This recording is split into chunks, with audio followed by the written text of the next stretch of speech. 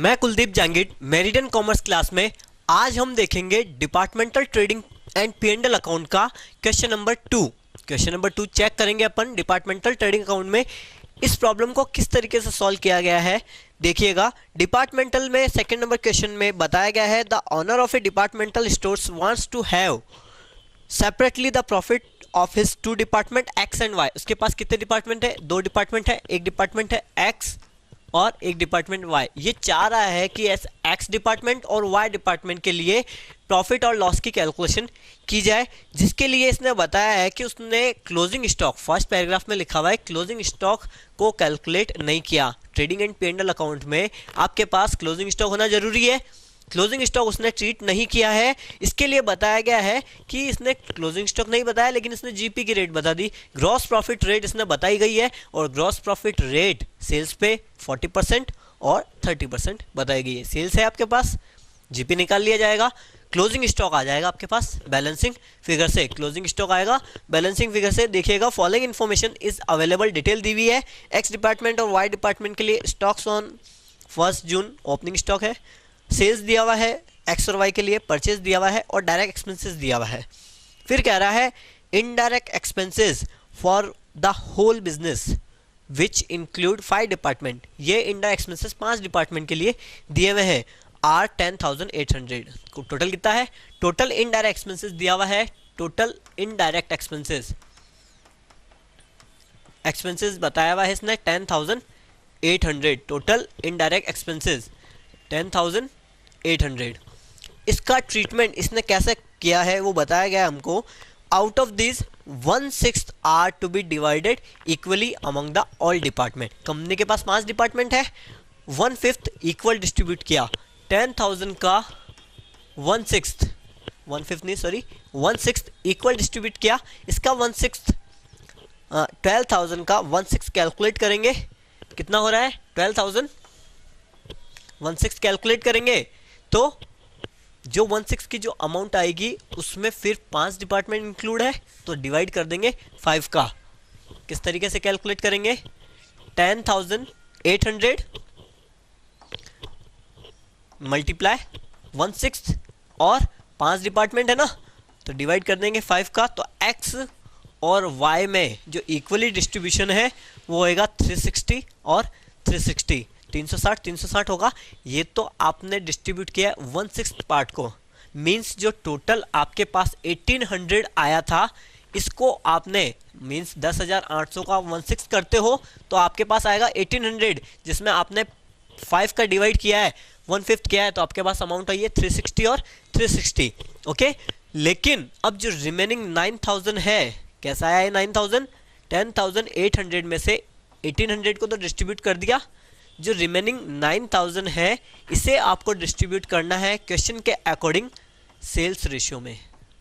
Question ने कहा है इसके लिए कि इस 9,000 को जो रिमेनिंग पार्ट बचता है उसे डिपार्टमेंटल सेल्स रेशियो में डिस्ट्रीब्यूट कीजिए। अब डिपार्टमेंटल सेल्स रेशियो आपके पास टोटल 5 डिपार्टमेंट है जिसमें 2 के नाम तो आपको दिए हुए हैं एक्स और वाई, लेकिन जो रिमेनिंग 3 डिपार्टमेंट्स हैं उनके आपको नाम नहीं दिए हुए, उनके लिए कैलकुलेशन भी नहीं करनी है। एक्स और वाई के लिए तो प्रॉफिट और लॉस शो करना है और 3 डिपार्टमेंट के लिए प्रॉफिट लॉस शो नहीं करना है। आपको सेल्स रेशियो गिवन है, देखो टोटल सेल्स के अकॉर्डिंग सेल्स रेशियो कैलकुलेट करेंगे। टोटल सेल्स के अकॉर्डिंग आपको अमाउंट दी हुई है, देखो जो 9,000 है उसे डिस्ट्रीब्यूट करेंगे, सेल्स रेशियो लेंगे। आपको एक्स की सेल्स दी हुई है 42,000, वाई की सेल्स दी हुई है आपको क्वेश्चन में 36,000 और लास्ट पैराग्राफ शो कर रहा है कि ऑल द 3 डिपार्टमेंट, जो रिमेनिंग 3 डिपार्टमेंट्स हैं उनकी सेल्स दी हुई है 1,02,000। जो रिमेनिंग 3 डिपार्टमेंट्स है उनकी सेल्स दी हुई है 1,02,000। तो अगर आप इस 9,000 को इस 42, 36 और 102 इस रेशियो में अगर आप डिस्ट्रीब्यूट करते हो 46, 36 और 102 में तो एक्स डिपार्टमेंट, इस एक्स डिपार्टमेंट के लिए कितना आएगा अमाउंट? 2,100 और वाई डिपार्टमेंट के लिए अमाउंट आएगा डिस्ट्रीब्यूट करने के बाद 1,800। आपको यही चाहिए, एक्स का चाहिए और वाई का चाहिए। Total indirect expenses 360 plus 2100, 360 plus 1800, इस तरीके से P&L में शो किया जाएगा। इनडायरेक्ट एक्सपेंसेस और डिपार्टमेंटल ट्रेडिंग अकाउंट क्रिएट किया जाएगा। कैसे क्रिएट किया जाएगा देखिएगा, departmental trading and P&L account बनाया जाएगा। To opening stock, opening stock question में गिवन है आपको 9000, 8400। परचेज क्वेश्चन में गिवन है 27000, 21600। फिर डायरेक्ट एक्सपेंसेस भी क्वेश्चन में गिवन है 5490, 8520। सेल्स गिवन है आपको 42000, 36000।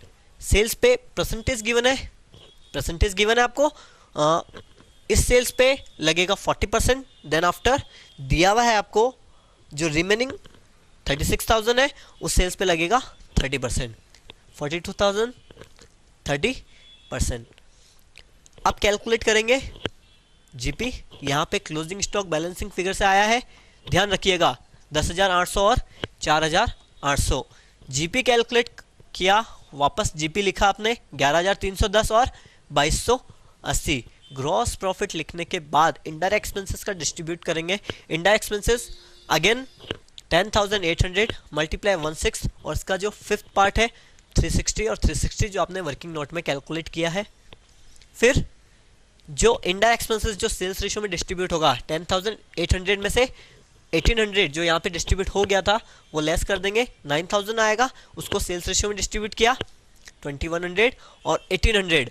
ये अमाउंट आने के बाद में बैलेंसिंग फिगर से अब आपको क्या करना है, केवल प्रॉफिट निकालना है जो कि नेट प्रॉफिट आएगा बैलेंसिंग फिगर से। इस अमाउंट में से ये अमाउंट लेस करने पे आएगा 8850 और 120 अमाउंट इंक्लूड है प्रॉफिट में। आपका नेट प्रॉफिट कितना हुआ 120। तो अब आप कह सकते हो कि जो डिपार्टमेंट जो वाई डिपार्टमेंट है उसमें प्रॉफिट तो केवल 120 रुपये का हो रहा है कंपनी का। ओके।